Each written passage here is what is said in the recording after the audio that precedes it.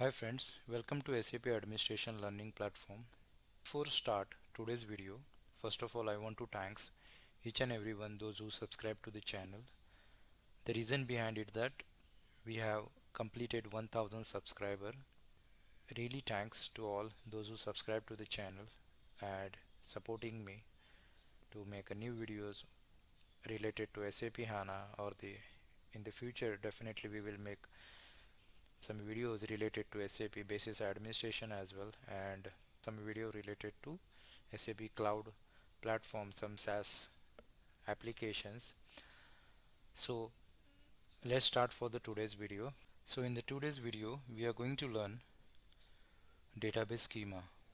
I hope everyone knows or heard about the schema, but today in this video we will talk about what is the schema first, then what are the different schema those get create when we install the HANA database, or when we create any user in the HANA database, it automatically create the schema same as its username.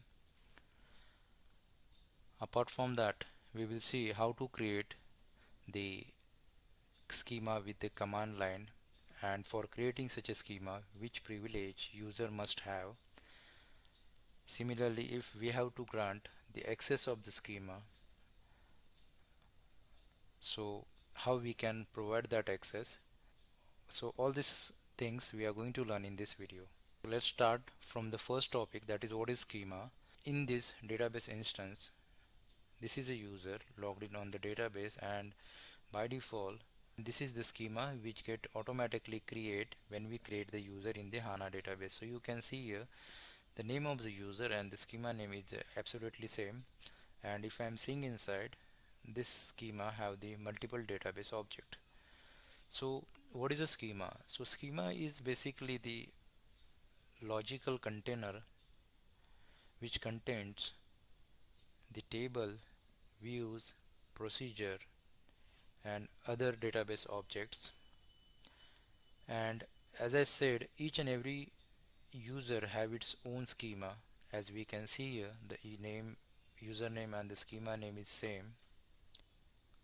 If we talk about the importance of schema, so single application runs in the single schema, and that schema store the data related to that application. Now we learn about the first point, that is what is schema. So now let's move to the second point, that is what are the standard SAP HANA users and the schema available in the HANA database, as well as the schemas those got created for the SAP application in the HANA database. So in the SAP note 2535951, which is for the SAP HANA users and the schema frequently asked question, there it's clearly given what are the standard users and the schemas available in the HANA database. So we can see that there are multiple schemas those got created when we install the HANA database. There are few application specific users are also there, and for that user as well the schemas get created when we install the application on the top of the HANA database. So these schemas are like DBA cockpit for SAP application. The schema, the standard schema which get create, the default name suggested, the default name suggestion of the SWPM is, as we know that is a SAP ABAP one, but in the latest S4 HANA system, if we see, we can see the schema name, that is a SAP HANA DB, and in the initial time there was the schema name which was getting assigned, that was the SAP SID. So this is the application schema. Similarly, for the SAP host agent, its own schema get create. So that way if we see, there are multiple schemas those get create when we install the SAP application and the HANA database. Is the sys underscore repo user and its schemas, because this user is the owner of the SAP HANA repository object. Apart from that, there is a important schema, that is the system schema, then sys schema, similarly sys underscore statistics. There are many schemas, those are available in the HANA database. If we see under the catalog of the system user, then we can see all these schemas. These are the all standard schema. I never installed any separate schema manually yet. So in the next topic, like, we will see how to create the schema. There we will see once we create the schema, it will get pop up here. So this is all about the standard schema. If you want to get the more information, please go through the frequently asked question SAP note. I will add this in the description so you can go through that. Move to the next topic, that is how to create the schema, or how the schema get created. So there are different, as per my understanding, there are different ways. So the first one is that when we install the SAP application or the HANA database, as this standard user get created, their respective schemas also get created in the database. So that is a one way. Second way is that when we install the SAP application on the top of the database, that time the application related schemas also get created in the database. And the third one is that as we get the request or the requirement from the IT team, SAP IT team, so that time we have to create the schemas manually, so with the help of the SQL command. So this is the third option. So these are the way through which the schemas get created into the SAP HANA database. Now let's move to the fourth point, that is the SQL commands that we can use for creating the schemas. So first command that we have to use to create the schema is that create schema and then the schema name. And similarly, if you want, you can specify the owner of the schema. So so we will execute this command first by selecting that. As we have a multiple command, always remember that if you want to execute the single command from this all multiple command, you have to select the particular command that you want to execute. So just click on execute. The result of the command is that successfully executed. And now if we refreshed the user catalog of the system user, so here we can see the new schema got created, that is the my schema. So automatically under that schema all the dependent object got created. As we create the schema, always remember to assign the privilege to the sys underscore repo user.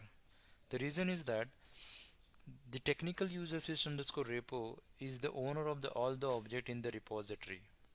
The repository of the HANA database consists packages, and that packages consist the attribute views, analytical views, calculation views and procedure, as well as the analytical privilege roles and so on. So inside the repository only technical user sys underscore repo is used. Therefore this user is the owner of the object created in the repository, and for that reason the sys underscore repo must be therefore be granted the select privilege with the grant option on the all the database object behind the all the object modeled in the repository. If we forgot to give the select privilege or the required privilege to the sys underscore repo user, then the activated object will be invalidated. So the command that we have to run, that is a grant select on the schema and the schema name to sys underscore repo user with the grant option. So just select it and click on execute.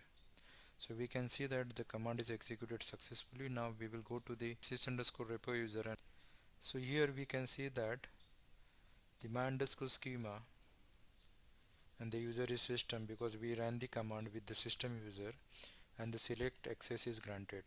So another way is that HANA Studio GUI, and you can add the object here like the schema name and can provide the access like execute, then alter, update, and then again click on deploy. Now we created the schema, granted access to the sys underscore repo, which is the owner of the all the object. There are few other user available in the HANA database. In our database we have only r underscore chavan. So currently this user don't have access, so we will get the request from the user that I want to access this schema.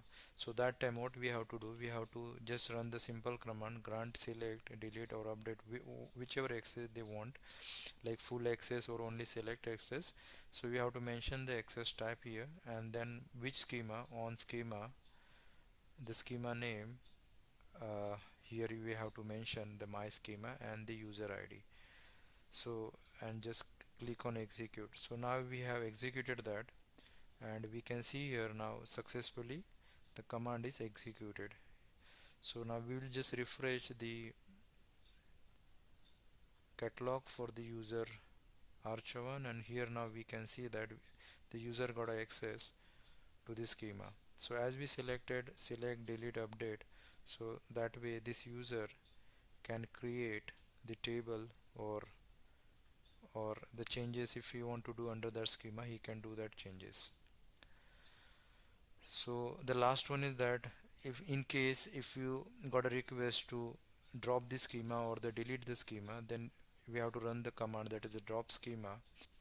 So when we are selecting the drop schema cascaded option, it will drop all the object contained in the schema and the schema itself. Similarly, it will not see which user created that schema, and if any of the object of this schema is get used in the another schema and it's owned by the user who is dropping it, so it will delete that object as well from the other schema.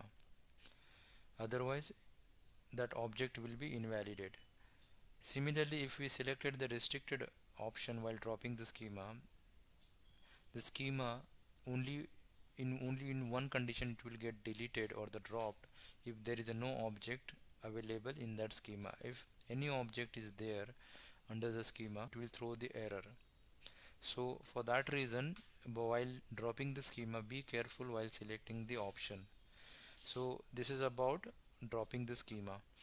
So now let's move to the next point, that is the grant access of the schema. Granting the access is you can do by using the SQL command as well as directly by going into the security.